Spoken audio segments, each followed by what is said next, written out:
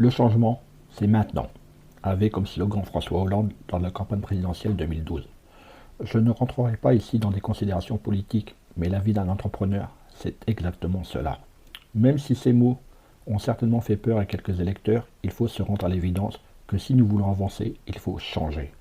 Albert Einstein disait « La folie, c'est de faire toujours la même chose et de s'entendre à un résultat différent. » Or, combien de fois j'ai entendu des personnes se plaindre de leur situation sans pour autant modifier leur manière d'agir, d'intervenir sur ce qui les faisait se plaindre. Pourtant, en n'optant pas pour le changement, on risque de le subir, car d'autres vont vous l'imposer, s'il ne s'impose pas tout seul. Marketing, études de marché, référencement, podcast, réseaux sociaux, monétisation. Le monde de l'entreprise n'est pas un long fleuve tranquille. Alors chaque jour, les clés du business vous permettent d'y voir plus clair avec des conseils et des astuces. Le changement, c'est LE sujet qui provoque la panique générale dans une entreprise. Nouveaux locaux, nouvelle organisation, changement de stratégie, réorientation d'une partie de l'activité de l'entreprise, digitalisation des méthodes de travail, évolution dans le management, développement de nouvelles compétences, et j'en passe.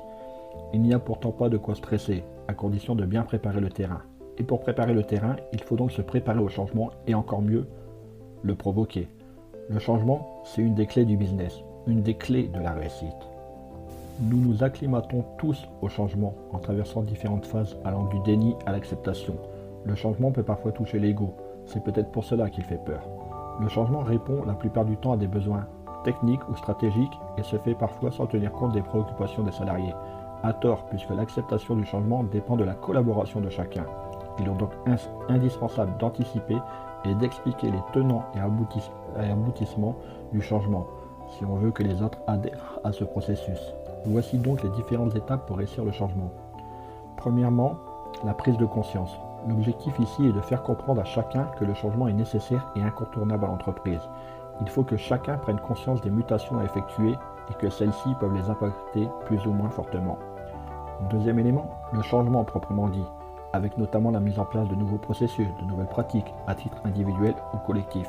Enfin, la stabilisation. Lorsque tous les changements ont eu lieu, la dernière étape est de consolider les nouvelles méthodes et d'aider l'équipe concernée à se remobiliser après ce changement. Afin de répondre aux craintes et aux réticences des salariés, il est indispensable d'informer, d'écouter et de répondre aux questions de chacun.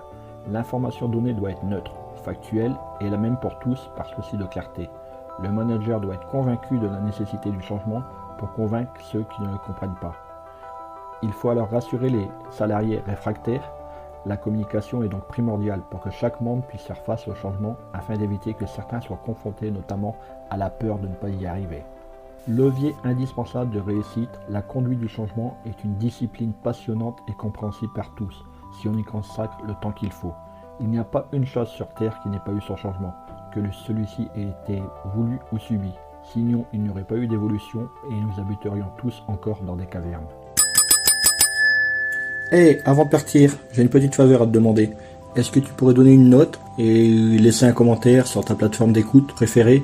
Cela permettrait aux clés du business d'avoir une meilleure visibilité et d'être accessible au plus grand nombre. Je te remercie. Allez, cette fois c'est vraiment fini.